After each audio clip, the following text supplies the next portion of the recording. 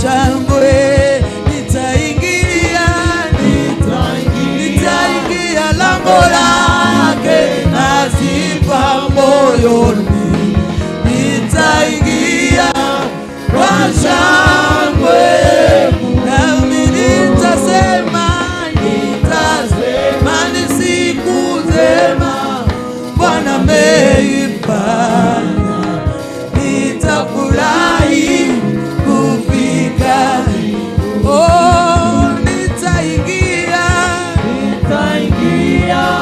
lango lake na sifa moyoni. Nitaingia kwa shangwe,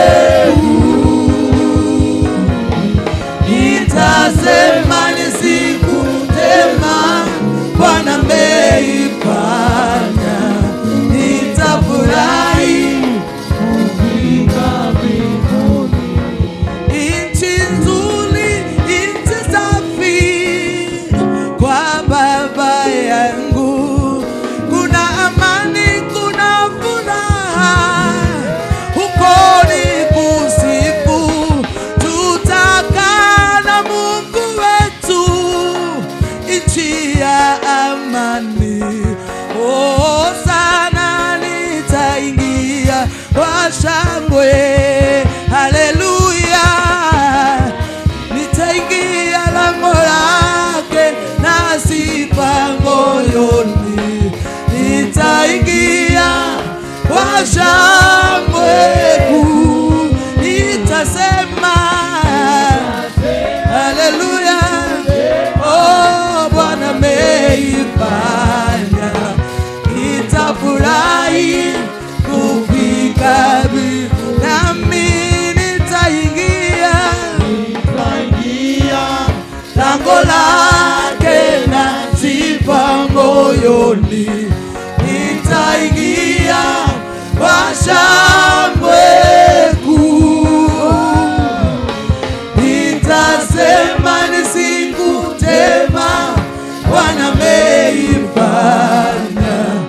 Nitafurahi kufika mbinguni. Hallelujah. Hallelujah. Hallelujah. Hallelujah. Lord, I need you. Oh, I need you. Every hour I need you. My one defense, my righteousness. Oh God, how I need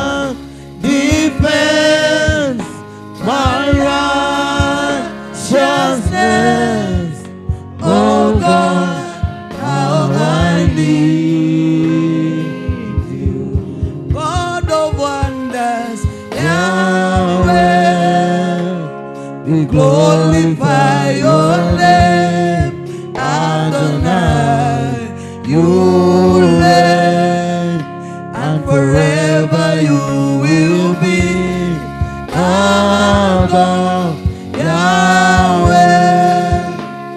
We bow to worship you, God of wonders, Yahweh. Yahweh. We glorify your name, Adonai.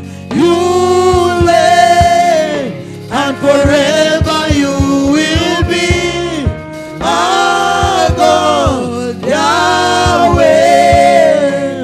We bow to worship you, God of wonders, Yahweh. Yahweh. We glorify your name, Adonai. You reign, and forever you will be our God, Yahweh. We bow to worship. Muinulie Mungu mikono juu. Inulie Yesu mikono juu. Tunapomalizia na huo wimbo, naomba tu ukaimbe kutoka ndani ya moyo wako.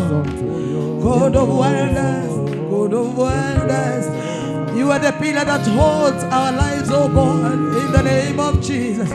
Hakuna Mungu kama wewe. Tunakuhitaji Bwana usiku wa leo, ni kwa sababu wewe ndiwe nguvu zetu, wewe ndiwe uweza wetu, wewe ndiwe ngao yetu. Nani kama wewe? Haleluya. Pokea sifa Bwana na utukufu. Inulia Mungu mikono yako juu, ishara ya kumwonyesha ni kweli. You are Yahweh Lord, you are Yahweh Lord, you are Yahweh Lord, God of wonders, Yahweh. We glorify your name, Adonai.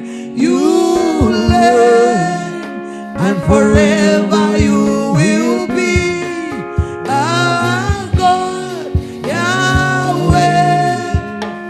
We bow to worship you, God of wonders, Yahweh. Yahweh. We glorify your name, Adonai. You reign, and forever you will be our God, Yahweh. We bow to worship you.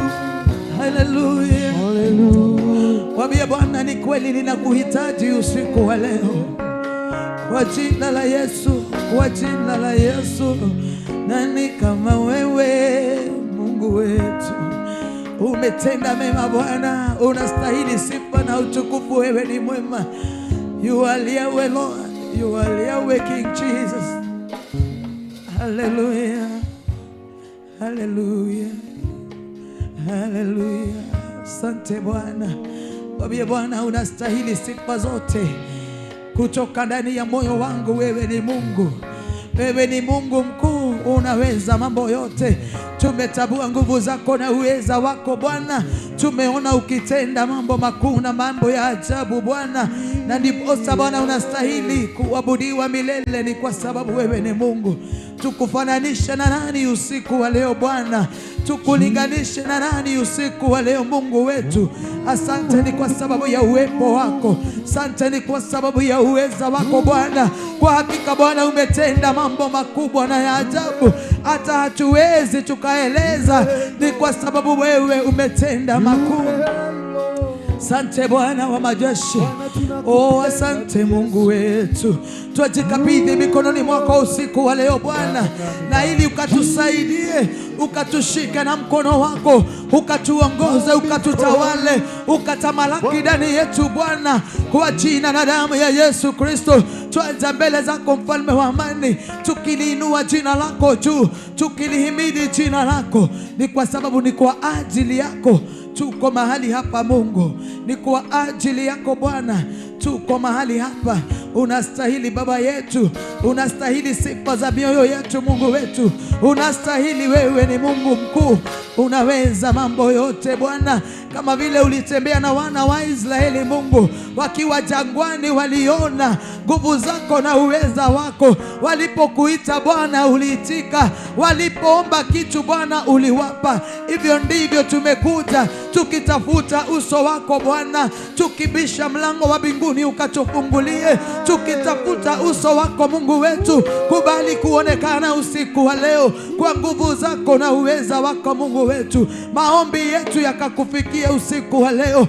Yale mambo yote yametulemea usiku wa leo Bwana, twayakabidhi mikononi mwako usiku wa leo Bwana. Tumekuja mbele zako ili uweze kupokea ibada yetu Bwana, kwa jina na damu ya Yesu Kristo.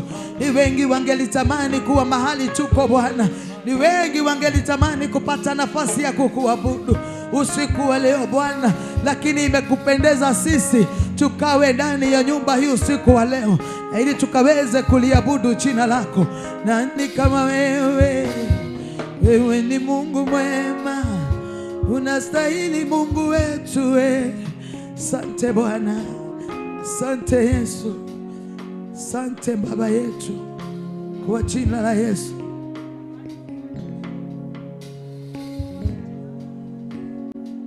Twakuinulia mioyo yetu juu, twakuinulia mahitaji yetu juu, twakuinulia nafsi zetu juu Bwana, ili weze kutawala na kutamalaki kwa utukufu wa jina lako. Sante Bwana, sante Mungu wetu. Kuinulia macho yetu kuinulia juu, kuinulia macho yetu kuinulia, kuinulia macho yetu kuinulia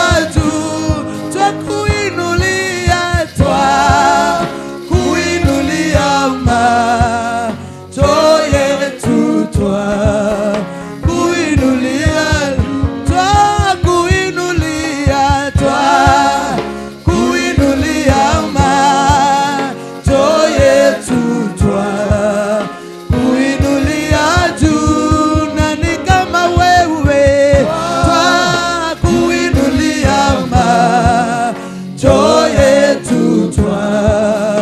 kuinulia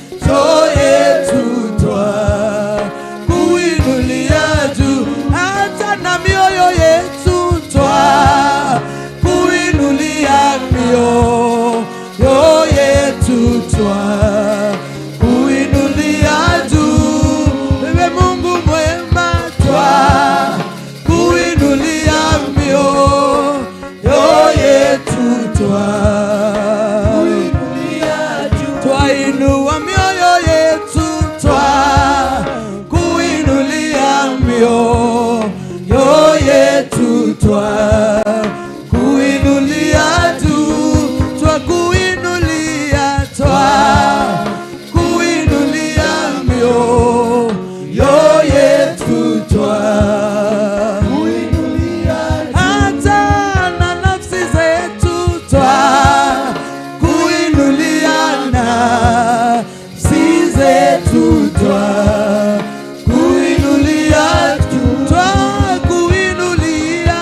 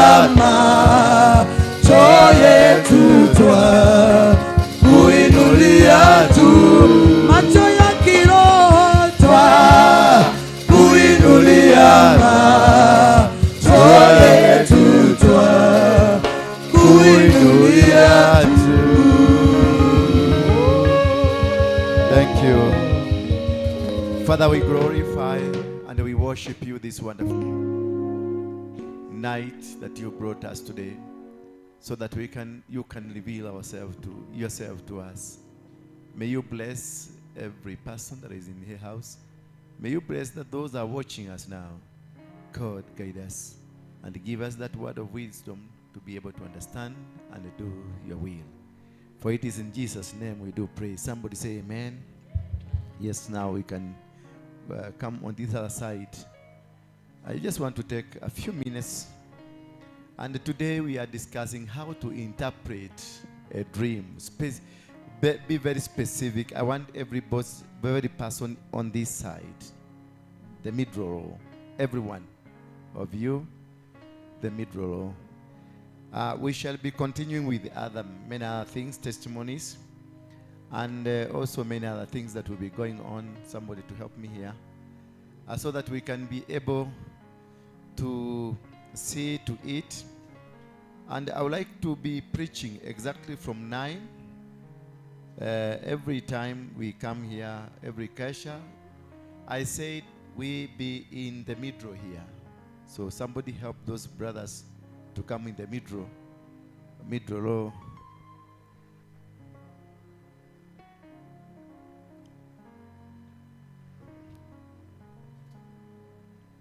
Thank you. Thank you. It is my prayer that every time from today henceforth, our preachings will be starting as of 9 exactly. Sema 9. 9 exactly. And next week, we will have a kesha. Bwana Yesu asifiwe sana. Next week, we will have a kesha on Friday. Then I'm expecting the house will be full. No, I'm sending you now to actively make sure people know that we are having a kesha. People are not angels to just sleep and think there is a kesha somewhere I need to go. No. People are not just on their phone at 6 hours. That's when you send a message to them. No. We must start from tomorrow. Do you hear Secretariat, Chair Lady? Chair was Secretariat. I have given you this role, the Secretariat. On Friday, we are having a kesha.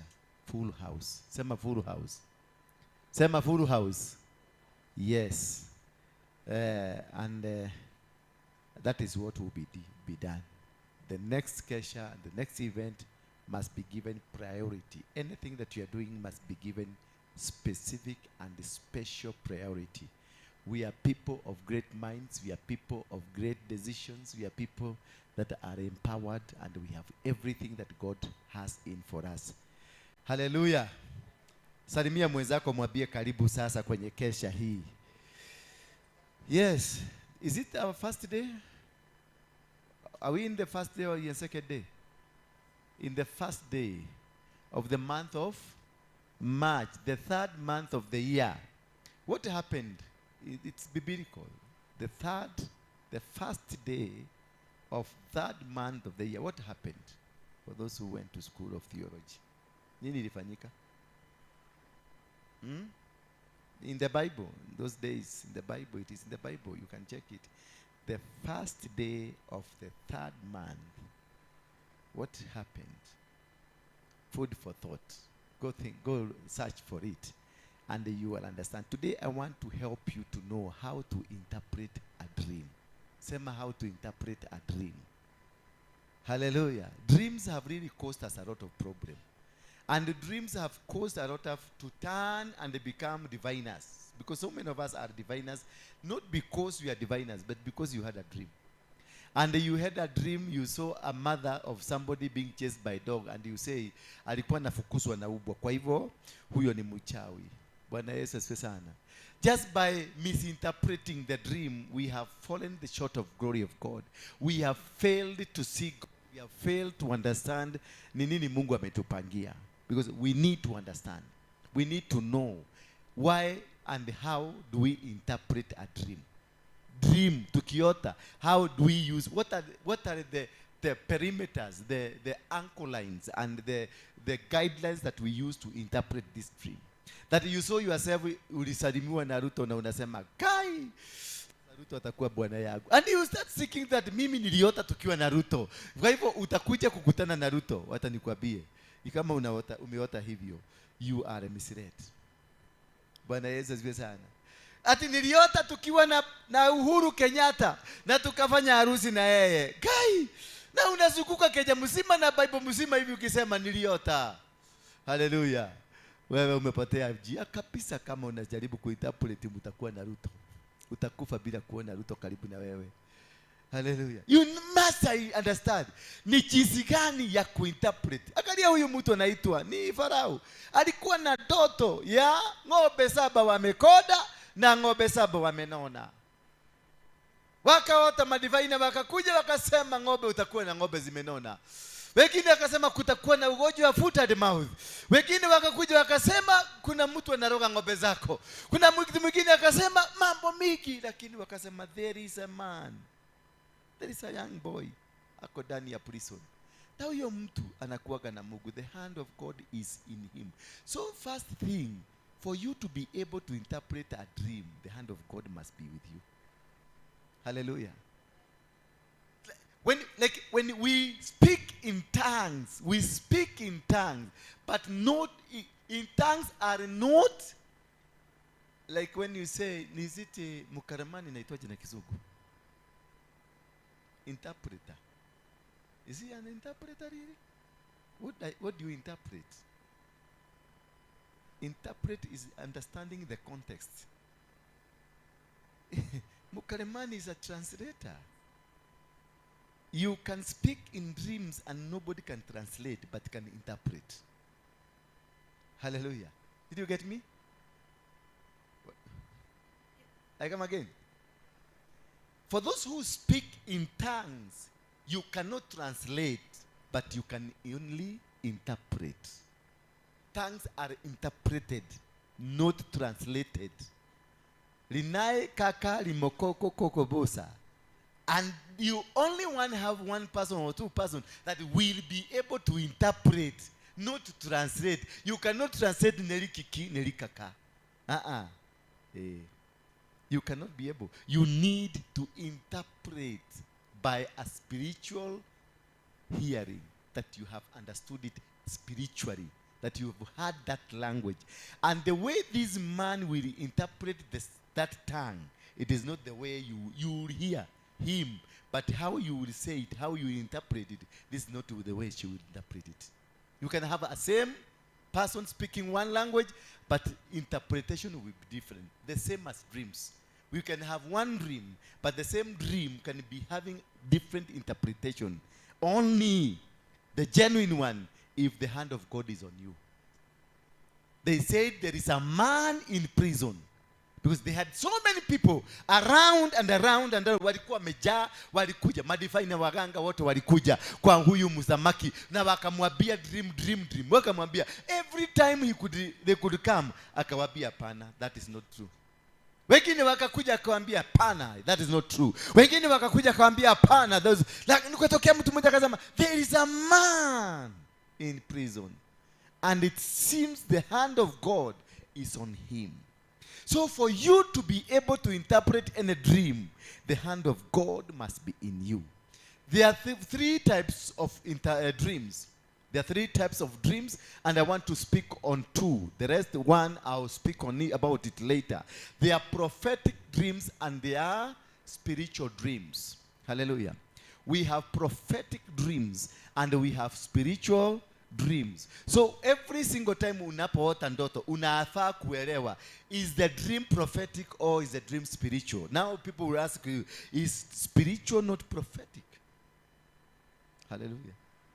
Now people will ask, wale wamesoma, wale ambao wameokoka warokole, wataanza kuniuliza, is spiritual and not prophetic? Yes, spiritual is not prophetic, but prophetic can be spiritual. Did you get me? Spiritual is not prophetic, but prophetic can be what? Spiritual. Hallelujah. And therefore, let us go one by one and understand, because I want to take you gradually, slowly to understand this. I'm not preaching, but I'm teaching. Get me right. I want you to understand, because hapa tumekuwa na watu wengi wameota ndoto. Kuna wengine waliota ndoto nimewaoa. Kuna wengine waliota ndoto wameolewa na Ruto. Kuna wengine waliota ndoto wako na mamilioni ya pesa. Kuna wengine waliota ndoto wakifukuzwa na ubwa. Kuna wengine waliota ndoto zingine mpaka unashindwa mtu akikwambia hiyo ndoto. Hata kuna mwingine ameniambia aliota ndoto jana. Nilimwombea hapa, lakini ameota ndoto maubwa zinakamata yeye. Sasa akaniambia, ninaogopa tasitaki kuja kesha kwa sababu hapa area zetu kuna maubwa. Na hizo maubwa zinaweza kunifanya hiyo kitu niliona. Nikamwambia Father, don't interpret it that way. It is not supposed to be interpreted that way. Hallelujah. Tusome kitabu ya Deuteronomy 13 mstari wa kwanza, media team. Deuteronomy mstari, na nipatie na Kiswahili tafadhali. Deuteronomy mstari wa 13 mstari wa kwanza hapo. Sijui kama mko na Biblia zenu ama hawa watu wametuwekea hii kitabu yao, ama kama hakuna wacha tutafute zetu, si ndio? Sasa sisi tunabebaka Biblia. Sasa ubaya shida kubeba Biblia si shida, lakini kujua muwe wakamilifu mbele ya Mwenyezi Mungu wenu. Is it 18 really? Mimi sikusema 18, nimesema 13 mstari wa kwanza. 13 mstari wa kwanza. Akitokea nabii au mtabiri. Akitokea nani? Nabii au mtabiri wa ndoto miongoni mwenu, akawaahidi na kuwapa ishara au maajabu fulani, kutafanyika nini? Halafu ishara au maajabu hayo yatokee, kisha aseme, tufuate miungu mingine na kuitumikia miungu ambayo hamjapata kuijua. Musisikilize maneno yake nabii huyo au matabiri ya ndoto hiyo, kwa maana Mwenyezi Mungu Mungu wenu anawatumia wao kuwajaribu, ili ajue kama mnapenda yeye Mwenyezi Mungu Mungu wenu kwa moyo wenu wote wa kwa roho yenu. Umesikia? Kukatokea mtu ama watu watakao kuwa na ndoto, alafu wakaota ndoto za kama ni ishara, wanawaambia wafuate miungu mingine. Msiwafuate hao watu, maana ni Mungu anatumia ile ndoto kuwatest nyinyi. Halo, ni Mungu anatumia ile ndoto kutest kama nyinyi mnamwamini Mungu wenu, kama muko na misimamo dhabiti ya kumfuata Mungu wenu. Hallelujah. So a dream is meant to test. The purpose of a dream is meant to test. Number 2, the purpose of a dream is meant to guide. Number 3, the purpose of a dream is meant to rebuke. Number 4, the purpose of a dream is meant to uplift. Those are the purposes of a dream: to guide, to rebuke, to test, and to uplift. So that is the first thing to be able to understand, so that you are able to understand the context of the dream. Before you know that this dream is meant to uplift, meant to rebuke, because the dream will rebuke you. You dream na uone ukiwa uchi katikati, umesimama kwa hii madhabahu ukiwa uchi, wewe kama Waruinge, ni yote nikiwa uchi. I am being rebuked by God. You are not moving right way. That is why that is a prophetic dream. It gives me a prophetic move to tell me you are not doing it right. So interpretation of a dream is a context. You learn the context. Uliota kama sasa, niliota watu wakipigana kule Nakuru ama kule Rift Valley, na wakati huo walikuwa napigana, maiti ilikuwa imefika this level. Alafu kulikuwa na jua, hakukuwa kunanyesha, ama kulikuwa kunanyesha na mahindi ilikuwa imetoshana hivi. Sasa the context tells you, gives you a territory and a feature. A territory and what? A feature. It shows you it is Rift Valley. What time? It brings you the essence of season. A dream must bring the essence of the season. Which was the season? The season can be known by the time we plant and by the time hiyo mahindi inatoshana. Ikiwa hivyo, inakuwaga ni mwezi gani? Hello.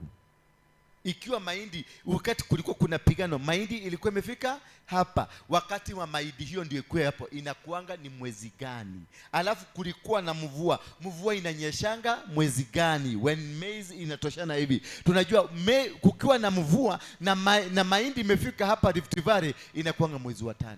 Kwa hivyo unatayarishwa, that's a prophetic message to you. Mwezi wa 5 kutakuwa watu wakipigana. Bwana Yesu asifiwe sana. So you don't just wake up na wote umeona hivyo, alafu nasema watu wa Mungu openi. Hii wiki haitaisha. Watu watapigana. Utaogoja wiki isha, mwezi uishe na watu wasahau. Wakati watu wamesahau mwezi wa 5, next year ndio watu watalimana, ndio sema na hii ndoto nilikuwa na ndoto hii. Hallelujah. So kuna ndoto zingine tumeota, unaona umetajirika, unaendesha na gari, lakini bado umeandikwa house girl. Hello. Baka unaanza kuangalia gari ya radio bosi yako kiona akipita, unasema this is my car in the name of Jesus. Na hapo ndio tumetokelea warokole wachawi ndani ya kanisa, because umeanza kuprofesa, umeanza kukamata gari za wenyewe, unakamata manyumba ya wenyewe, maana uliota nyumba ya bosi yako ikiwa yako. Uliota ukiwa na Mercedes, na Mercedes bosi yako ndio akunako na Mercedes. Sasa unaanza kuimagine it is now, na hata hujajua kutoa makamasi kwa kitu. You have to wait. You have to know what was the season. Angalia wakati huo ndio Mercedes ulitembea, ulikuwa na kaaje? Ulikuwa na kama mshosho ama ulikuwa na kama yang? Ulikutana na nani na uka yako mahali na ukaona, yani there must be an indicator of time for you to understand. Look at the surrounding. Ulikuwa kwenye surrounding gani, na ulikuwa kwenye maeneo gani, na ulikuwa kwenye environment gani, ndio understand is it your dream or somebody's dream. Hallelujah. When it is prophetic, mainly it is your dream, because it is being prophesied to you. It is speaking to you. And the dream can come because of the situation that God is preparing you for. When Solomon went and did whatever he went, God appeared to him in a situation, in an area where it was not conducive for somebody to dream. Maana alitoka kwenye mlima baada ya kutoa sacrifice, mahali aliteremuka akajiwekelea kamawe kwa sababu alikuwa amechoka, and God now appeared to him in that. And therefore this tells you that you can sleep without a gift but wake up in the morning with a gift. Because God will use dreams to induce a gift in you. God will use dreams while you are sleeping to induce a power in you. You can sleep with one gift. Tomorrow kiamuka unaamuka na 2 gifts. Because it is a platform that God, in a dream, it is a platform that God uses to give you gifts, to bless you. Solomon didn't have wisdom when he slept. But when he woke up a wisdomatic man. Until today, we have never seen such a man, the Bible says. It was in a dream. So many things God can impart you in a dream. God can change you in a dream. God can enrich you in a dream. God can enrich you and empower you in a dream. But at the same time, all your powers can be taken away in a dream. All your powers can be taken away in a dream. Positions are created because of a dream. Once you interpret the context, it will be able to empower you to understand this is the direction. And therefore, the context of that direction, it will create something that was not existing. When Joseph was able to interpret the dream, he was in prison. But this dream of Pharaoh was able to remove Joseph from the prison, take him to the palace, and he becomes part of the palace and eventually becomes the king. So a dream may be a way for you to success. Bwana Yesu asifiwe sana. A dream may be what? A platform, a way for you to become, for you to succeed, for you to conquer. When they were dreaming, there were those people who were dreaming, and they were dreaming, giving directions and telling people, this is how we are going to conquer. This is how we are going to win. This is how we are going to be successful. You can never be able to achieve if you do not dream. I don't know whether somebody is getting you. Give me Numbers 12 verse 6. Numbers 12 verse 6 and 7. So that we can continue to enlarge. I'm trying to explain to you, to give you an enlarged understanding platform. Because that is where we begin to interpret the dream. The dream is not interpreted from what you dreamed. Because sometimes somebody will come, I dreamed me and you having a wedding. Yes, a wedding. What's a wedding? When you see a dream, you doing a wedding with somebody, it's likely one of you is going to die. Hello. So mtu akikwambia niliota tuko na harusi kubwa, ama uliota mtu fulani akifanya harusi kubwa, prepare for the grave. Kuna kitu kinaenda kutokea ambayo ni mauti. Kisha Mwenyezi Mungu akamwambia, sikilizeni maneno yangu. Kama kuna nabii miongoni mwenu, mimi Mwenyezi Mungu hujifahamisha kwake katika maono na kuongea naye katika ndoto. Hallelujah. Through a dream, God will speak to you. Through a dream, you will know a prophet. Through a dream, you will know a man of God. Hallelujah. We can only be able to know who is the man of God through the dreams we dream here.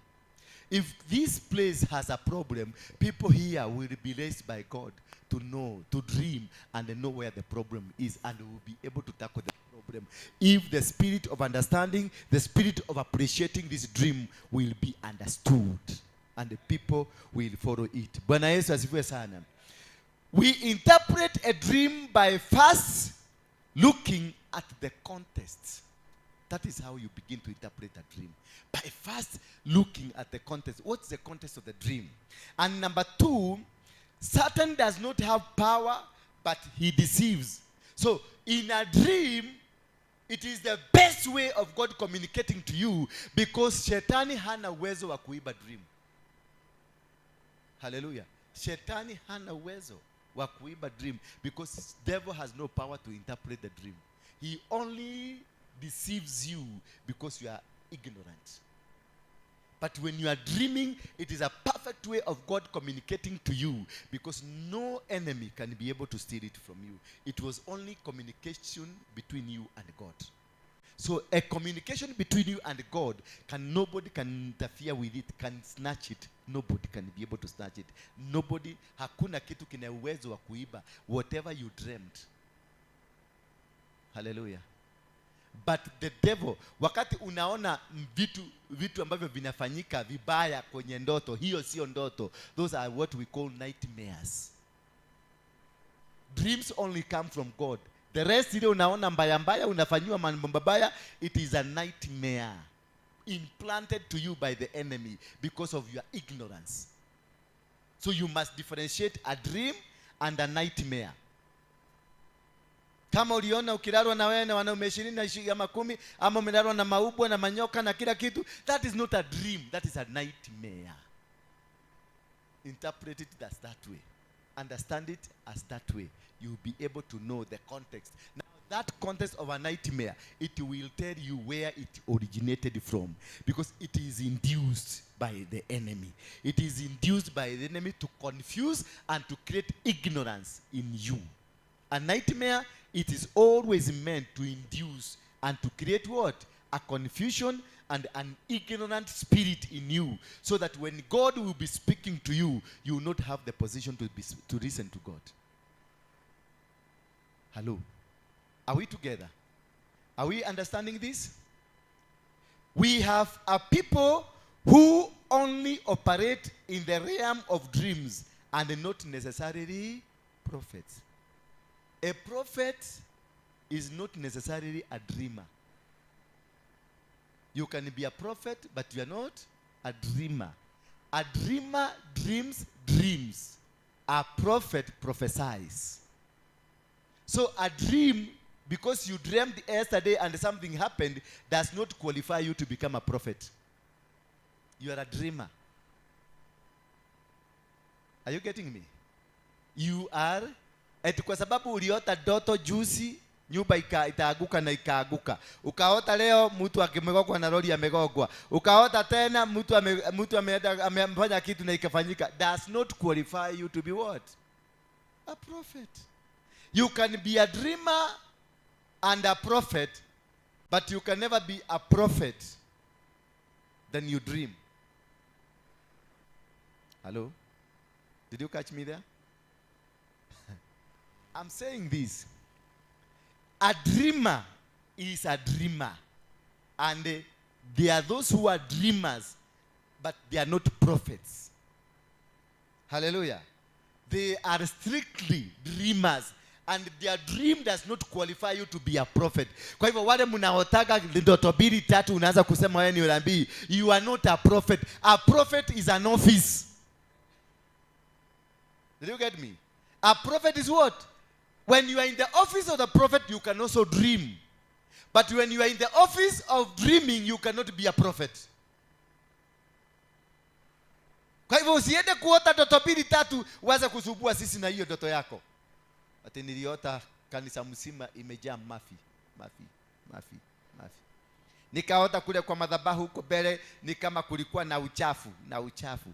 Yes. Haimaanishi ni mafi iko hapa. Haimaanishi ni uchafu iko kwa madhabahu. Hapana. Understand the context. Kulikuwa na nini? Watu walikuwa nafanya nini? Kwa hiyo kanisa ndio uone ilikuwa madhabahu ilikuwa na uchafu. Yes, inaweza kuwa na uchafu, but who is behind it? Ni watu walikuwa kwa hiyo kanisa. Watu aina gani? Kulikuwa na youth. Sasa una connect the youth and na uchafu hapa. Unajua they have defiled. Ni watu walio na uchafu. Si hii inakuwa na uchafu. Ni mimi ama watu ndio watakuwa na uchafu. Watakuwa wamechafua maeneo haya. Lakini kigogona iko intact. Hakuna mtu ana uwezo wa kuchafua kigogona. Lakini mimi ninaweza leta uchafu wangu, but it will not accept it. What it will do, it reject, itanitapika. Bwana Yesu asifiwe sana. Na ndio naona watu wanakuwa exposed. Na mtu ndio ataondolewa kwa madhabahu kama hii iwe na uchafu. Niletee uchafu, ni mimi nitashughulikiwa na mimi utaniona. Lakini utaona ni madhabahu yalikuwa na uchafu. Lakini si madhabahu hayako na uchafu, ni kanisa, nyinyi ndio mko na uchafu. Manielewa? Yes. Usije kusema ati hiyo kigogona kena geko kiu. Ona Ngai ni akiregete. Gutire kigogona kia Ngai arege ate kindu giake. Mungu ndiye aliweka hii. Mungu ndiye ameleta hii madhabahu. And God will, anasema nitawamaliza na bado nibaki nikiwa nini? Nikiwa Mungu. Kile alicho ni chake. He cannot kill what is his. Kama hii ni madhabahu yake, ni madhabahu yake. He cannot kill. Hawezi akabomoa kitu amejenga. Hawezi akamaliza kitu amejenga. Lakini atamaliza nyinyi. Sodom na Gomora hakumaliza Sodom, hakumaliza Gomora, alimaliza watu. Hallelujah. Na ndio unaona hakuuliza ati ardhi hii, ati mgodo yote ndio inadui kuna watu wachafu, nitaubadilisha, nitaugarurania ikae. Hapana. Aliambia Abrahamu, nipatie mtu mmoja. Hakusema nipatie eka moja ya shamba ambayo si defiled. You cannot defile it. Ni wewe unakuwa defiled. Wewe ndio utakuwa mchafu. Na madhabahu, ukiota ndoto unaona madhabahu yamekuwa na uchafu, madhabahu yako na matakataka, sio madhabahu irudi kwa watu. Haleluya. Hapa ndio tuko na wachawi, hapa ndio tuko na washerati, hapa ndio tuko na nini, hapa ndio tuko na kila takataka ni nyinyi. si hapa. Hii haiwezi, na hakuna kitu kinaweza. Mtang'olewa nyinyi yote, hata mimi nitang'olewa, na nyumba iendelee kuhubiriwa na watu wengine, na dunia iendelee kama kawaida, na Mungu aendelee kuitwa nani? Aendelee kuitwa Mungu.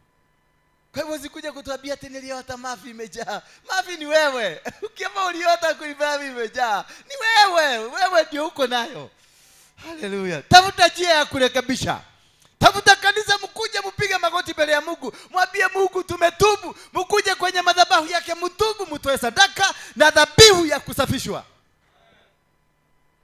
Hiyo madhabahu niliondoka kwa sababu niliona ni chafu. Uliona ni chafu? Madhabahu gani? Ya Mungu. Wakati mtu anaitwa Gideoni alibomoa madhabahu ya baba yake, na wazee wa kanisa wakakuja wakaambia Gideoni, twende ututolee kijana yako, ndio amefanya hii kitu. Gideoni, baba ya Gideoni Yoashi, aliwaambia namna gani? Aliwaambia kama madhabahu ni ya Mungu itajipigania.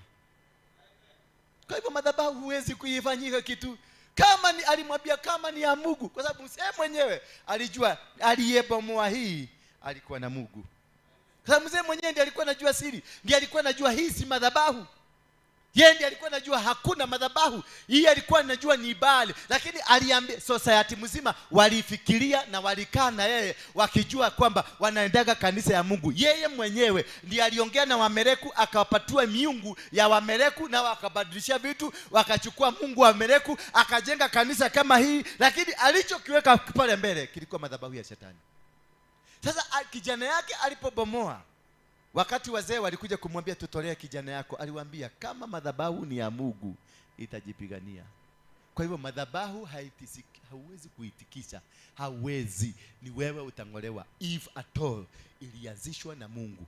Lakini kama ni wewe na bibi yako mlianzisha, itaaguka na itaenda, maana hiyo si madhabahu. Kama mlianzisha na ugali na sukuma wiki na murenda, haitakuwa. It is not an altar. The altar is planted by God. Then the people to manage the altar are brought by God. Hallelujah. Before I was born, this altar was existing. Hallelujah. Before you came to this world, usione ni kama kuna kitu umefanya ya maana. Hapa hakuna kitu unaweza fanya ya maana. Before we were all born, hapa sikuna maligo naweza kuwaletea ati hii madhabahu ni mimi nimefanya. No. Kama ni yangu itaenda, itabomoka. Lakini kama ni ya Mungu, hata kukuje nani, itasimama tu. Mtaondoka na muende. Sasa Catholic na zile zingine independent, si ndiko?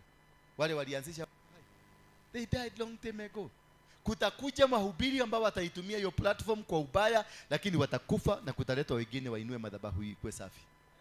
That is what God does. He doesn't care. Kanisa ya PCA iko na itaendelea. Walianzisha, walikufa. Catholic walioanzisha kinapita, walikufa. Mapopu wamekufa wangapi, na inaendelea. Watakuja ambao ni wachafu, watakuja ambao ni washoga, watakuja ambao ni watu wa kufanya maovu, lakini madhabahu itabaki. There will come one, atainua mtu katikati ya watu, atakayeleta utakatifu. Haleluya. Na Catholic itabadilika, itarudi kwa Mungu. Na PCA itabadilika, itarudi kwa Mungu. Na Acc itabadilika, itarudi kwa Mungu. Hata mimi ninaweza kubadilisha mahali hapa, nianze kuleta miungu yangu, lakini at the end of the day nitang'olewa, kuna kutaletwa mtu atakayesimamisha madhabahu ya Mungu. That is what God does. And that is what God, that's how God do things. And that is how you be able to interpret. Sasa ukiona ndoto ya kwamba kanisa fulani iko na maneno, iko na manyoka, kama unaweza kuja useme hiyo kanisa nilikuwa nimeona kila kiti imekaliwa na nyoka, kila kiti imekaliwa na nyoka, na pale mbele nikaona madhabahu yote ni manyoka zimelala huko. Si hakuna kitu kibaya na hii. Ni watu. Na ukiona manyoka unajua ni uchawi. Nyoka si ati ni nyoka itakuuma physically, ni urogi. Ukiota na nyoka kama inakufukuza, ni mtu anakufukuza na uchawi. Bwana Yesu asifiwe sana. Usianze kwenda kwa koba udiatibu kutafuta nyoka. Huko nyoni kwenda nyoka. Mpaka unazunguka hivi, hapa niliona ilipitia hapa. Ilipitia hapa, ikapanda kwa mti, ikaenda hivi, hakuna. Haleluya. Mpaka huyu mama ameanza kukulia. Umeona ngapi? Umeona nyoka? Umeiona wapi?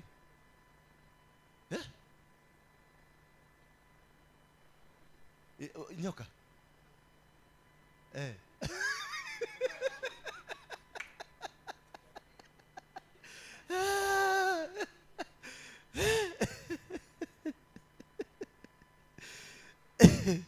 Bwana asifiwe sana.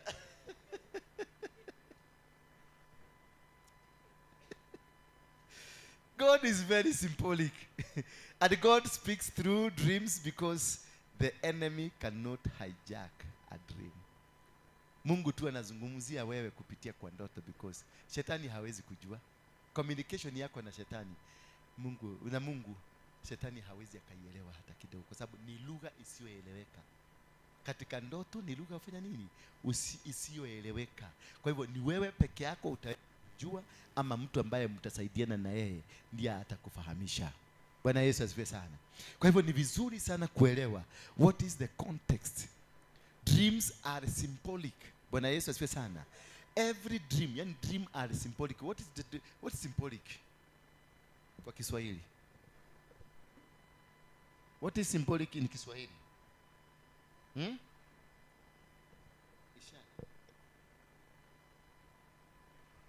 What is symbolic in Kiswahili? Ni kifananishi. Yani ni kitu ambacho kiko na simple. Ni kitu kifananishi. This is a symbol of this. Hallelujah. Kwa hivyo ndoto zinakuja kama ishara ya mfano fulani, ya kitu fulani, maana kinataka kuleta badiliko fulani. Katika dream watu walijenga mji wa Nairobi. Katika dream watu walijenga nyumba hii. In the dream watu walijenga vitu tofauti na vikafanyika, maneno yakatendeka. In the dream wakajenga mashule. In the dream wakajenga taasisi. We build institutions through dreams. Somebody had a dream. Yalikuwa maono. Nairobi yalikuwa maono ya mtu mmoja. Bunduki, kutengenezwa bunduki kulikuwa ni maono ya mtu mmoja, ni ndoto ya mtu mmoja, na ndoto ikatimika. Hallelujah. Bwana Yesu asifiwe sana. Kama sasa huyu ameenda kwenye ulimwengu wa kuota, she is in her dreamland. Ndio naona mpaka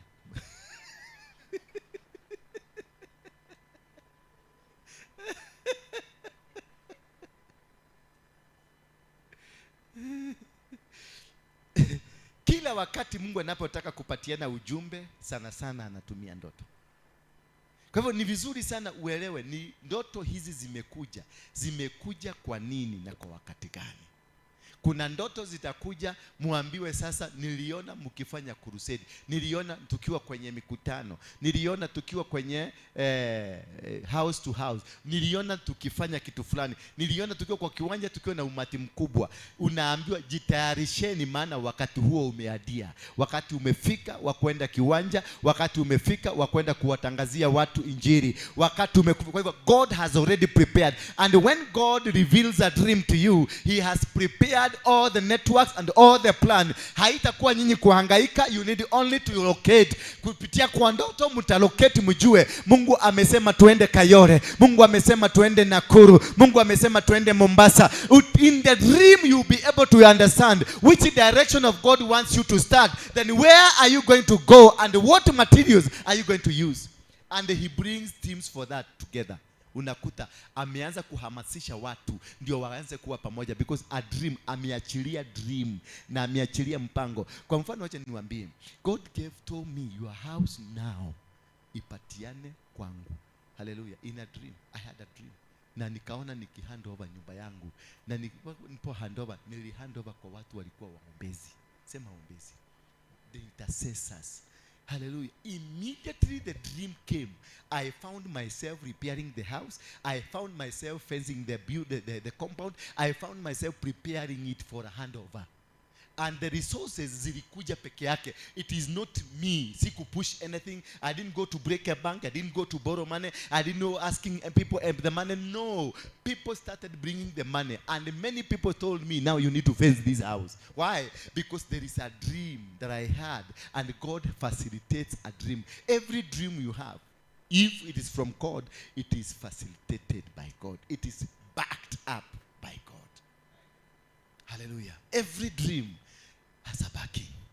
Lazima ukiota doto, lazima hiyo doto ikuwe na backing yake, ikuwe na maelekezo, ikuwe na direction ya kwamba this is what will happen. Kukua mhubiri utaota ukiwa na miaka 18. lakini utakuja kuwa mhubiri 45 years down the line. Hebu niambie, siku kutoka sasa, siku uliota hiyo ndoto na siku ya kutumika kwa ndoto, utasubua watu wengi namna gani? Ukugiado kinyamaka yuko kweli niagia. Because unasema niliota nikihubiri. Na sasa hizi uliota jana usiku, unakuja kutusubua hapa na microphone. Bwana anasema, mtu analia, unalia nini? Bwana anasema watu wataisha. Watu wataisha. Na hiyo that's a thing of 15 years to come. Hallelujah. There is a difference between the anointing and the appointment time. These are two different things. You will be anointed at the age of 15, but you will be appointed at the age of 45 years. Hallelujah. David was anointed. Na alipomwagiliwa mafuta, aliambiwa endelea kuchunga nini? Kondoo. Ndio kashukia buri. Lakini kama ingekuwa ni wewe umwagiliwa na mafuta na Samuel, ndio mmeta maguta ya upembe. Mafuta ya upembe. Sasa hiyo utasubua watu mpaka utakojolea huko. Nilimwagiliwa mafuta. Mimi nimemwagiliwa mafuta, mimi ni nabii lina kaka liko ka rebebebebe cha. Ukiulizwa umesema nini? Hata wewe mwenyewe hukumbuki kama ulisema likekekeke licha cha. Because you are in the world that you don't understand. A dream, yes, came to you. You are becoming a prophet, but you have to wait for the certification of the prophecy. For it to be real, mostly wale watu nimesoma kwenye Biblia, it has taken them 15 years for the appointment. Since the day you are ordained, it takes you 15 years. Kama haijafika 15 years kutoka ile siku ulimwagiliwa mafuta ama kutoka ile siku uliota, wewe tulia, wacha kiherehere, tulia. Sijaona mtu amefanya kazi in between 15 years. Lazima ustruggle. Mimi wa huduma yangu nimeanza last year. Nilifanya calculation nikaona tangu siku nilimwagiliwa mafuta na Harrison, exactly mwezi wa January last year ndio nilimaliza 15 years na ndio nilikuja hapa. Na ndio nilianza huduma. Siku hiyo ingine nimepambana, nimefanya makrusade, nimefanya kila kitu, nothing was working. Hallelujah. Tulikuwa tunaenda Embu tunatengeneza crusade tukiwa na Don. Tulikuwa na crusade, tunafanya crusade, watu wanaokoka, watu tunaombea watu toba kutoka kwa ulevi, lakini usiku hiyo tunaingia hotel inaitwa Panesic. Kila mtu na muzika, mchupa ya pombe tunakunywa mpaka asubuhi. Ukituamsha asubuhi, mtu mwingine amelala chini, mwingine amelala. Sasa tunaanza kukunywa maji ndio tuende crusade jioni. Because we were not in the time frame. Hatukuwa tumeiva, hatukuwa tumepikwa tukaiva. We were still toddlers. So kumwagiliwa mafuta sio kumaanisha kazi yako imeanza, ni kutayarishwa, kuwekwa wakfu. Eti ya kwamba hakuna adui ataweza kukumaliza mpaka wakati wa kuanza kwa kazi yako. Bwana Yesu asifiwe sana. Na kama umewekwa wakfu, wacha kusubua watu. Wacha kurukaruka hapa. Ati ni mimi, microphone ni mimi. Mimi ndio nitafanya, mimi ndio nitaenda. Hata dream unaanza kudurimia watu. Wewe, wacha ujinga. Tulia, miaka 15 ifike. Na ni miaka 15 ya kunyoroswa, kutengenezwa, kupigwa panel beating, kutereswa, kuwekwa, kugogwa, kunini, kufukuzwa, kufanywa madharau, kutezwa, kuvaya, uneka bete. Sasa hapo ndio nakoga noli kiki, noli kaka. Kwa sababu you are in the confusion. Ndio unakuta prophetic word ni nyingi. Bwana alisema, Bwana alikotaya, mama rianda, ate no korina, nekete, no kai. Yoke alira. Kai! Utasikia maneno mpaka unasikia halioka kweli. Alioho bado yuko nako kasini, lakini kazi hiyo bado siku zake for implementation. Does not mean that you are not with God. Iyo mateso napitia does not mean that you are not with God, but the time for this, it is not yet. So wewe vumilia tu, wakikwambia hivi vumilia, wakikwambia hivi vumilia. Ukishikishwa microphone unaambia hii, unakuta jamaa ameshika microphone ni wale wa kuhubiri, mpaka unaona kweli hii kiadei inarudi, inaanza kurudi hapa kushikania hapa. Rima kakam, Bwana anasema wakalima kata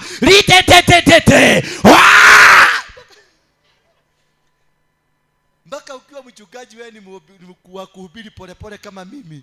Ukiwa pale unaona mashirika wote wako juu ya viti. Na hawajai kupanda juu ya viti kwa sababu yako. Mpaka unaona kama ni Mungu alikuacha. Hapana. Wachana na yeye, ni mehemehe ako nazo nyingi. Ni wakati ni mahindi kwa chini na mea imekuliwa na wadudu.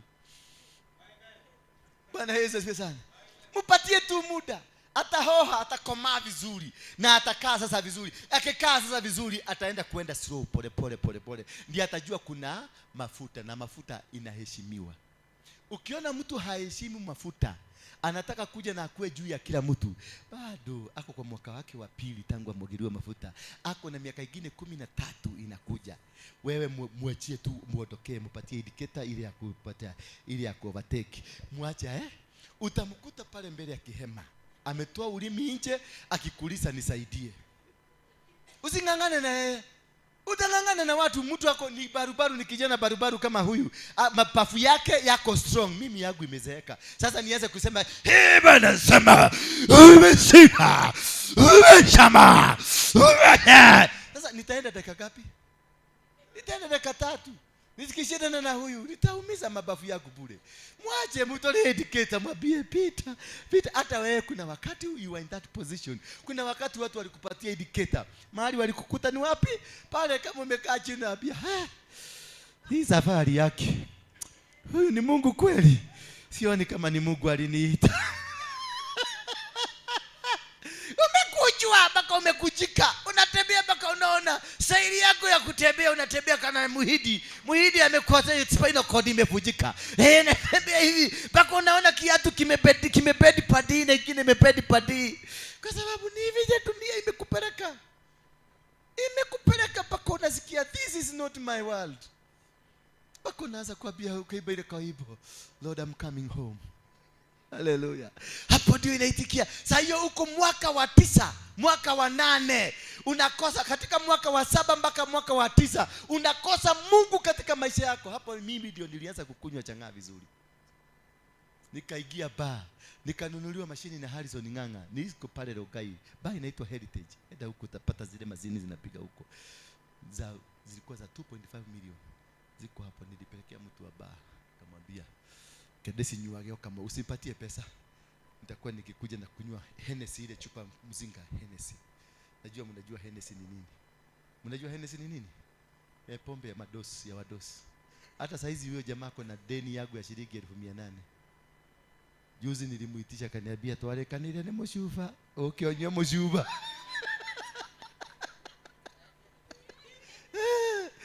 Nataka kumuitisha niambia tulikubali ni mchupa. Hennessy iko yako tunakuwekelea. Bwana Yesu asifiwe sana. Ni kwa sababu nilikuwa na ndoto lakini sikujua kuinterpret the ndoto. Nilikuwa na ndoto ambayo Mungu alinipatia lakini sikuwa na uwezo, sikujua wakati wa kuhubiri sio huo. Wakati wa kuhubiri ni 2024. Kai, 20 what? 24. Ebu minus 20, 24. Minus 16 years of struggle. 2024 minus 16 years.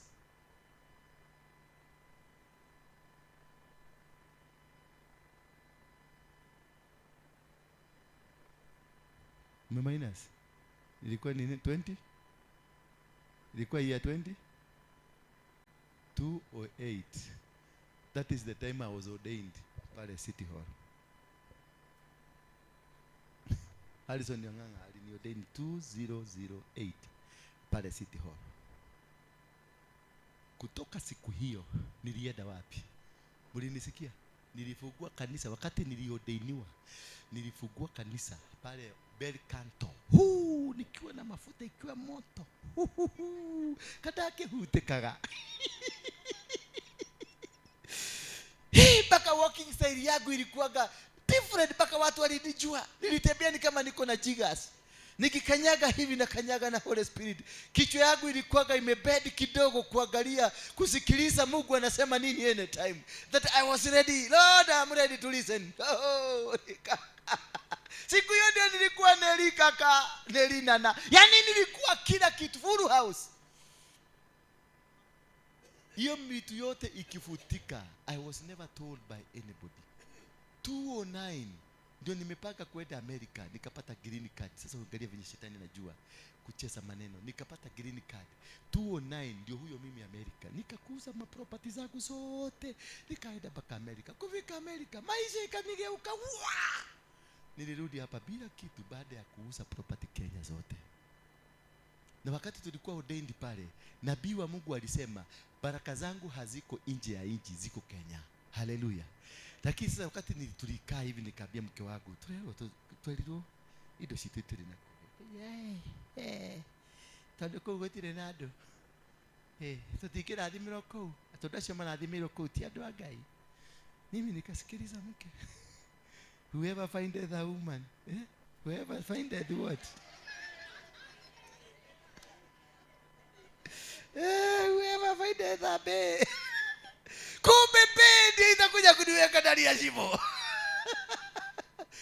Kaya bea kaniambia twende nyumba nikauza, twende mgonda nikauza, twende hivi nikauza, twende hivi turadi ruraya, the blood of honey and the miracle. Nilirudi na t-shirt na trouser ya jean. Na kale kabagi kakwenda gym. Bila kuambiwa na mtu nikarudi hapa. Na tangu siku hiyo my life went nose dive. Hapo ndio nimejaribu kujiua. Nimejaribu anything, nimekunywa maradhioni, nimejaribu kaba, nimekunywa pombe yangu yote, but God refused to take me because there was a covenant. Wakati nilimwagiliwa mafuta there was a covenant. Na Mungu anasema nimekutumia kama chombo, utabadilisha wengi waingie kwenye ufalme wangu. Sasa nilikuwa nataka kukufa na hata sijabadilisha hata umbo ya kwetu. So the dream is valid. Any dream that you have is valid. Na itakuja kutendeka, na itakuja kuwepo, na itakuja kufanyika. But ongoja mpaka wakati ufike. Ongoja utengenezwe, ongoja ufanywe panel beating. Wacha kurukaruka.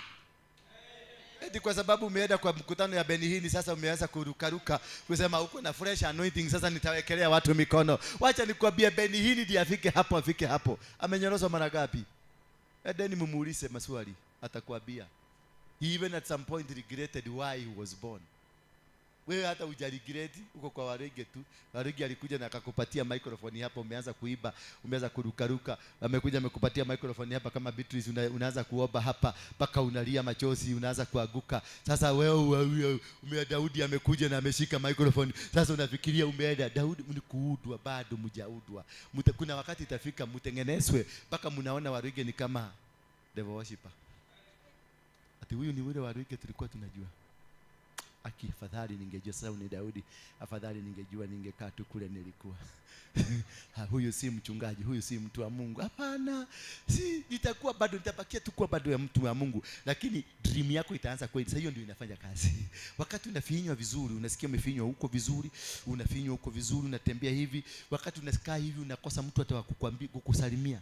Na wewe ni mchungaji, mpaka unaenda kujaribu kusema haleluya, hale. Ndio watu wajue ni mchungaji. Unakuta watu wanambia, mwambie huyu aache kutupigia makelele. Kuna siku moja nikiwa pale City Stadium, akina Naze hawa waliniletea umang'aa mingi, wakaniondokea. Nikabaki sasa ni mimi peke yangu. Nilijikuta kwa kanisa peke yangu. Nikakuta ni viti ziko hapo, ni mimi. Sasa nikafikiria niingie kwa gari niende. Nikateremka nikafuka kanisa. Nikateremka kwa stairs siku nikasikia sauti inaniambia rudi ukahubiri. Nikajaribu nikaangalia venye huyo mama ameangalia kwa kitu hivi, nikajaribu kuangalia ni nani amesema. Nikasema ni nini? Nikugorokae kana nike. Nikasikia sauti kubwa, mimi nasema urudi ukahubiri. Haya. Nikasikia hiyo ni sauti nyingine nilisikia wakati niliokoka pale High Court pale. Nikasikia ni ile ule mtu aliongea tena ameongea tena. Nikarudi, nikasikia huko ndani, nikafungua mlango. Nikafungua kabisa watu wa Mungu waingie. Nikaongoja sasa, nikachukua nikatayarisha neno, nikahakisha. Sikuwa najua kuhakisha amplifier, sikuwa najua microphone yenyewe yakishagwa, lakini siku hiyo nilifinya button zote zikafanya kazi. Nikaingia kwa jukwaa, nikaanza. Sijui mimi sina sauti nzuri ya kuimba, hata mkisikia hata nikiweza kuimba hapa mtajua kuna kitu, huyu mtu kuna kitu amekula na imemharibikia. Niliiba. Nishike mkono Bwana, nishike mkono. Unajua wale wahubiri wanaobaka usiku saa 9, alafu wanataka watu wote waamuke ndio wawasaidie. Sasa ndivyo nilikuwa nishike mkono Bwana, nishike mkono. Kanisa, nishike mkono Bwana. Hakuna mtu kanisani. Wale neighbor alikuwa hapo akakuja akanichukulia akarudi nyuma. Nikaona ameenda tena, akateremka mpaka huko chini. Jamaa mwingine mkaba hapo alikuwa analala kwa nyumba iko hapo, akakuja tena akachukulia akaenda. Sasa siku moja wakati tulikutana naye aliniambia, mimi wakati nilikuja nikakuchukulia niliona kweli bagi ya Mungeke bado iko kwa kichwa. Hebu niambie mchungaji, kweli ulikuwa unahubiria nani? Nikamwambia mimi nilikuwa, watu walikuwa wamejaa kanisani. Na by the way, watu walikuwa wamejaa kanisani. Kulikuwa viti zote zilikuwa occupied. Mpaka wengine walikuwa wamesimama huko. Nikawahubiria, walikuwa wananishangilia nikihubiria. Lakini huyu mtu alikuja kajangalia. Mpaka wakati tukatoa sadaka, nikasema sadaka, nikapanda huko nikatoa yangu. Nikaona wao wote wamekuja wametoa. Sasa kwenda kuangalia kwa chodo. Niende nikahesabia huko, hakuna pesa, ni yangu tu. Ni yangu tu. Sina kula, hakuna kitu. Nikatoka nikateremka, ndio tulikuta na huyo mzee akaniuliza, "Are you alright?" Nikamuuliza why. "I'm good." Mpaka sasa najua ni venye nilikuwa nahubiri mpaka hii imepotea. Na ile nyimbo nikiimba. Unasikia? Nikiimba, nishike mkono Bwana. Alafu naongea na bass na eka boys, nishike mkono. Mtu akaniuliza, "Are you alright?" Nikamwambia, "Yes, I'm alright. How are you?" Akaniambia, "I came and saw you preaching." Akaniambia, "God is taking you far." Oh yes. Nikaingia kwa gari yangu, nikakurumisha gari, nikaenda mpaka nyumbani, nikatulia. Usiku hiyo Mungu akanitokea kwa ndoto, akaniambia, "Umepita mtihani wa kiburi." Kumbe wakati huo wote Mungu ananishughulikia hiyo yote. Ndiye ameleta nase na wale wengine wafanye tu madharau. Hawakuwa na ubaya na mimi, lakini Mungu aliwatumia wanyoroshe mimi mpaka nikue nisikishika microphone kama saa hii nashika microphone. Ndio unaona nina device ya kina Beatrice. Beatrice hawezi kuja kushika microphone kama hakuna watu hapa. Atangojea mpaka kanisa ijae ndio. Na sasa saa 6 usiku ndio watu wanakuja. Unajua watu wanakuja saa 9. Sasa ndio utaanzisha, ndio mtaanza praise and worship. Hapana. Shika microphone. Kama usiposhika microphone Daudi, utashughulika. Hiyo ni kiburi. Na hiyo kiburi yako itakamatwa, itafinywa. Na usikubali Mungu akufinyie kiburi. Kai awe kato madharau toke ona tukile. Una imagine kuku ikiruka, inaruka brrr, inakukuja inakukanyanga kwa kichwa na inakukwara alafu inaenda mbele ya watu. Watu wanasema wewe ni nani? Ni mchawi. Na yeye ni pastor. Unajulikana kama pastor. Ukikaa kidogo unaona kapanya kanatoka from nowhere, kanaruka juu ya chakula yako, raka na kaenda.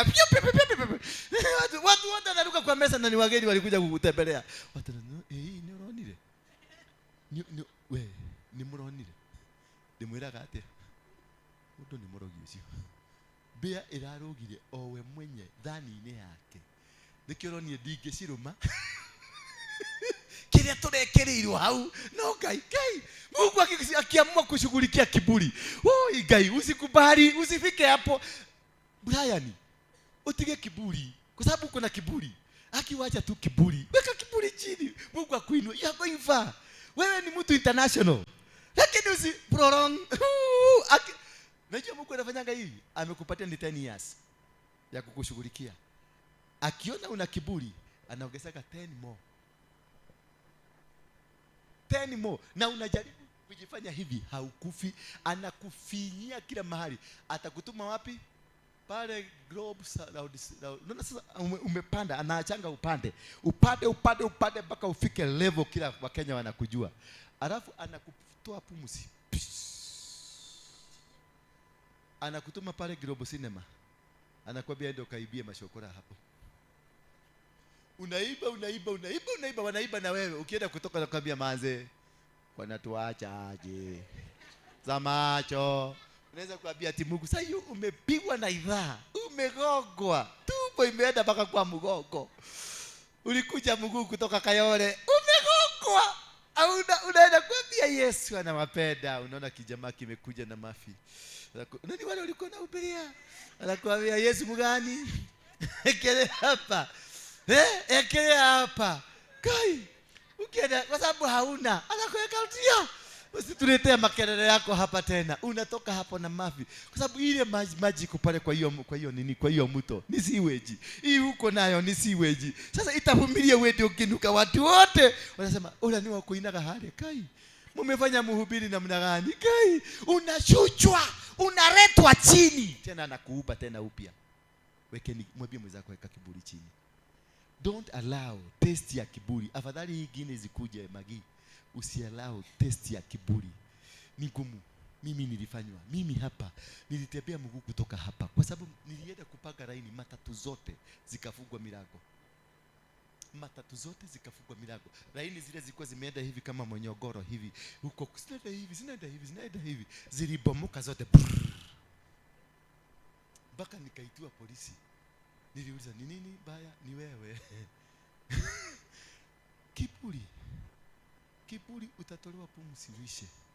Never allow that. Na Mungu anakuonyesha kwa ndoto. Kiburi lazima Mungu akuonyeshe kwa ndoto.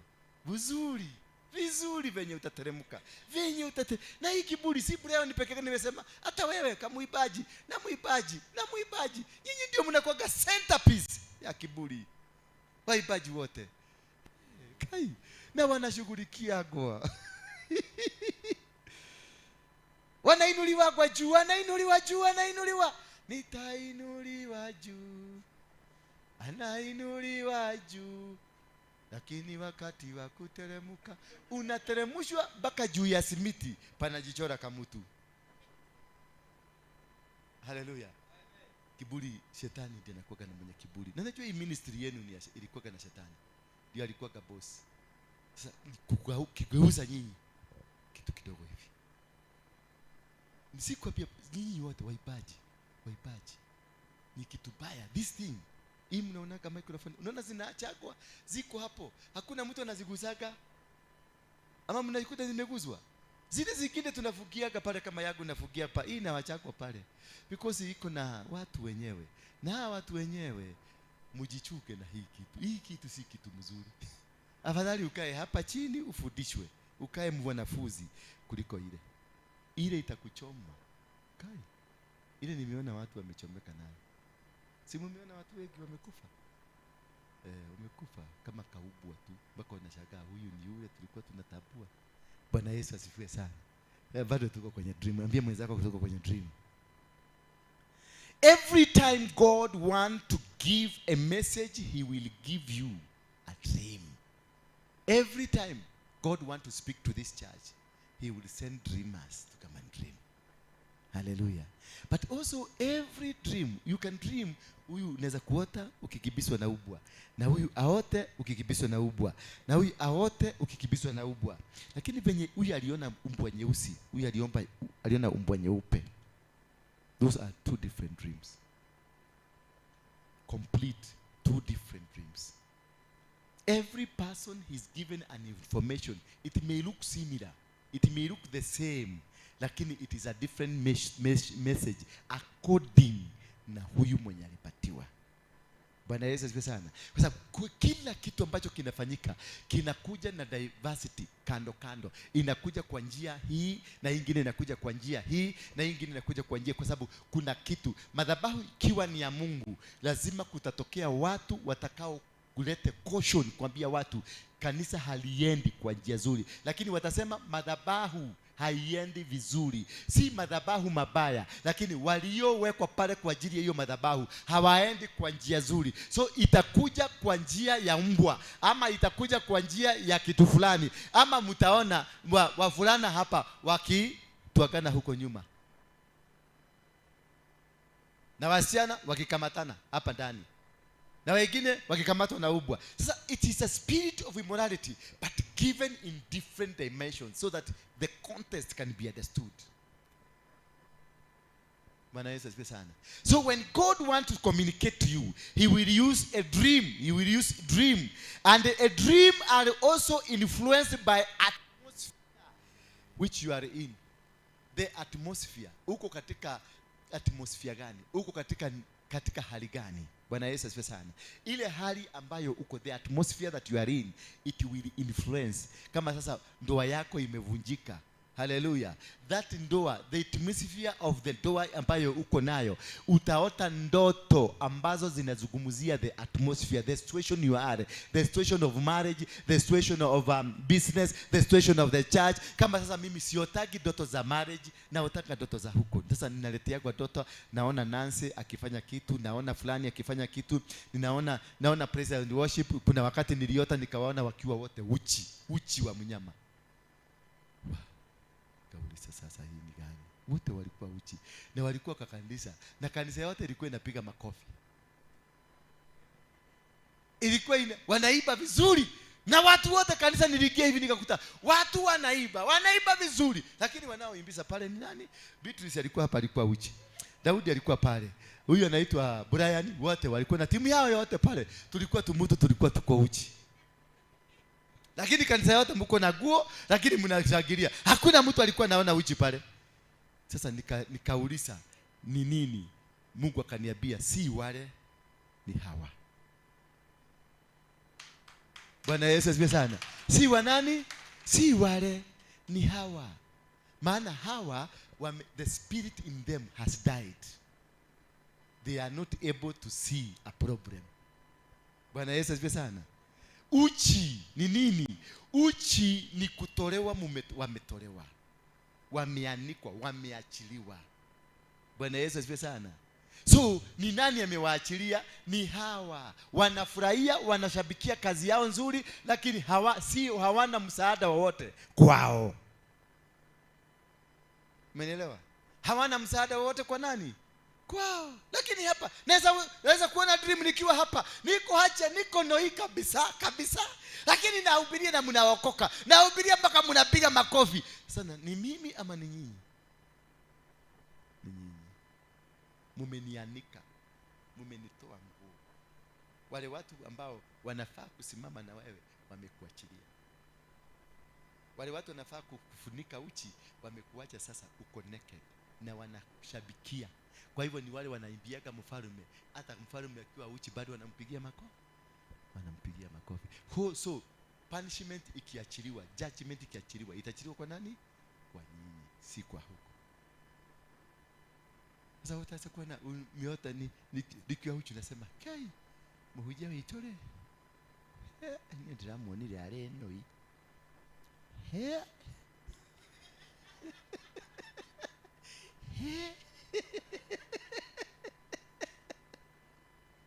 Hallelujah. Bwana Yesu asifiwe sana. So the situation that we are in will influence. Unaweza kuota unaona your pastor ako kwenye kakona akilia. Hallelujah. Akilia. Amekuwa injured all over akilia. Jihadhari sana. A judgment is coming on you. Ukiona mchungaji ako mahali akilia na ni mchungaji wako, kuna disaster. Umeachilia mchungaji, the mchungaji is crying to God, telling God, hawa watu ulinipatia wamenifanya hivi. Ukiona mchungaji ako kwa kakona akilia, ako kwenye koti ya mbinguni, the court of heaven, prosecuting his case against the people he's leading. Na akiprosecute na afaulu, uone alilia na akafaulu, wait for a disaster in you. Utasafa, kazi yako itaanguka, ndoa zenu zitaanguka, mtakuwa stagnated, there will be no financial any flow, hakuna kitu chenu kitafaulu, na mtajaribu kutoka, hamutoki. God will punish you, will make you, mpaka ile machozi limwagika.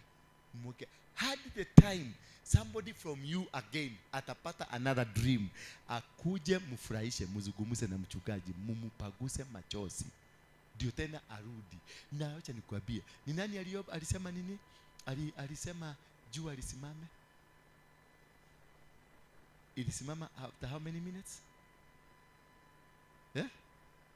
ilisimama after how many minutes after his prayer? It is immediate.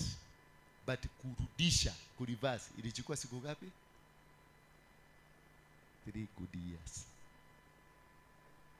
So whatever I can release, it is instant. But to reverse, it will take several years. Hello? So that is how you look at it. Why? How did Joseph reach at the nini? The kuambia kuweza kutafsiri ile ndoto ya 7 cows na 7 cows zimenona na 7 cows zimekonda? Because the situation was influenced by the future atmosphere. Itakuwa namna gani? It was a prophetic to take a prophetic message that at this time, masiku kama hii, kutakuwa na miaka 7 ya chakula na kutakuwa na miaka 7 ya kukosekana chakula.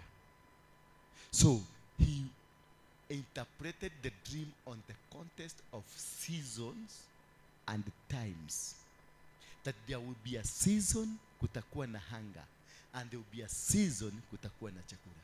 So when the season ya chakula uweke kwa store, na when season, kwa sababu hii season hiyo ingine ikikuja, there will be hunger. Umeona? It took time.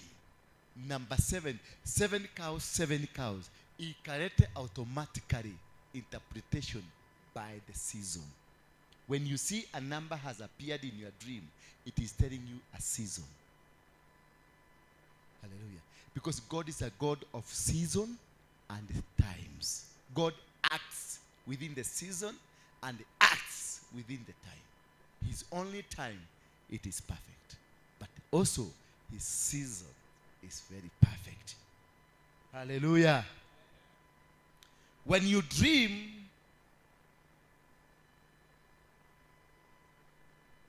also we dream, sometimes we dream, and when you dream, the dream that you have will act as a bridge. So therefore, when we are dreaming, we become a bridge. Bwana Yesu asifiwe sana. We become what? A bridge. Any dream you have is a bridge, to be a bridge to people or a bridge to yourself. It gives you an information. Kama hiyo, it became a bridge, that there will be a season of food and there will be a season where there will be no food. It is a bridge. They bridged. Akaweza kuwavusha, kuwaondoa katika hali ambayo wakatakuja kupatikana hali ya unyonge, hali ya mateso, hali ya ukosefu wa chakula. Prophetic dream is a dream directed to you. It is not directed to anybody. Any prophetic dream, all the dreams that are prophetically guided, are directed to you, to warn you, to direct you, to guide you, and to make you move. You can sleep with a gift, and within a few minutes, you don't have. Ukiamka asubuhi unakuta hata gift hauna, because these gifts are taken. I already gave you a case of Solomon.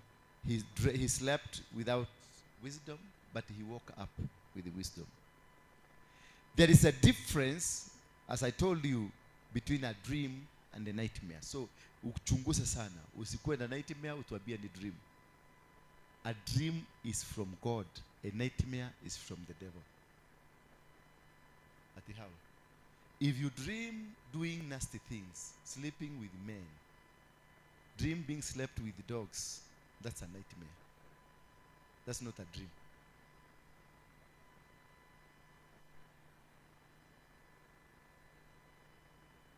Yes, you have killed an enemy.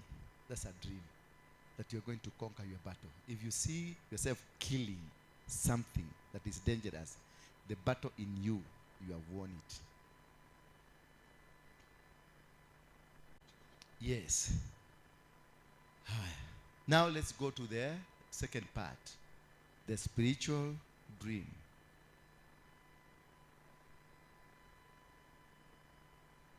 The spiritual dream is short. We are not going to go sana, because it is an opposite of what we have learned. That a spiritual dream is not meant for you. Prophetic dream is meant for you. But a spiritual dream is not meant for you. It's meant for others.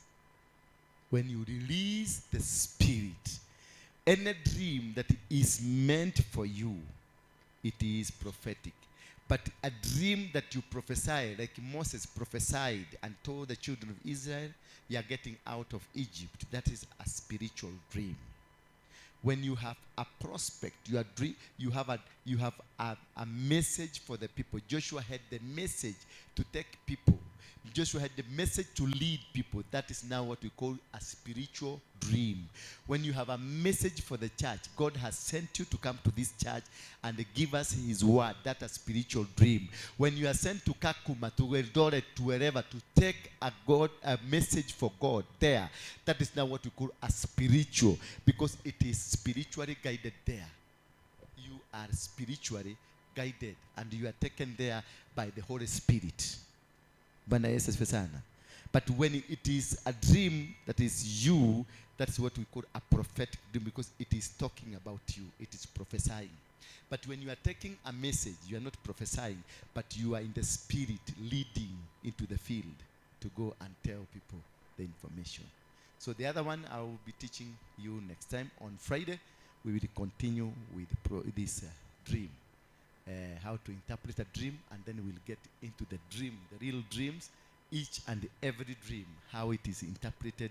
When you see a dog, what does that mean? When you see a snake, what does that mean?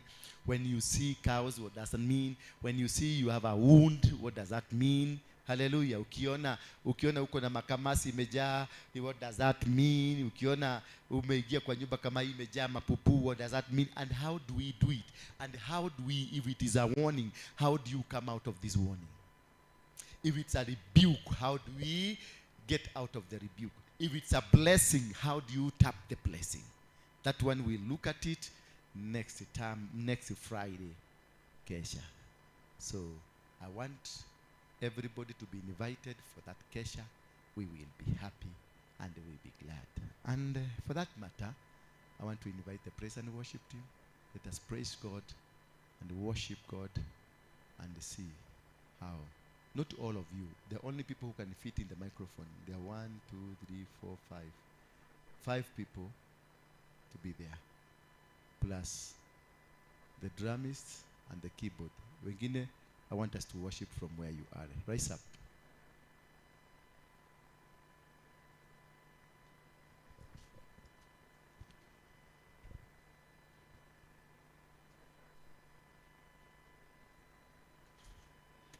Muse, ambia muse kichwa itakatika. Tusimame kwa miguu yetu sisi zote. Hallelujah. I want us to worship, because when you are going to sleep, God will speak to you through a dream. I want us to give it like a sacrifice ambayo Solomon alipatiana when he slaughtered 1,000 cows. And after that, he went to sleep. While in his sleep, God appeared to him. Let this worship be a sacrifice to be able to receive the gifts of understanding the dreams. Hallelujah. So put your best. Put your best in this. Surrender totality to God. Give yourself in and let God do his will. And let God speak to you now, because God will be ministering to you. And every bondage in your life is going to be broken, will be destroyed in the mighty name of Jesus Christ. And then this you are going to be led by Pastor David. Endeleza hapo kwingine, I'll be back again. We give you all the glory. We worship you, our Lord. You are worthy to be praised. We give you all the glory. We worship you, our Lord. You are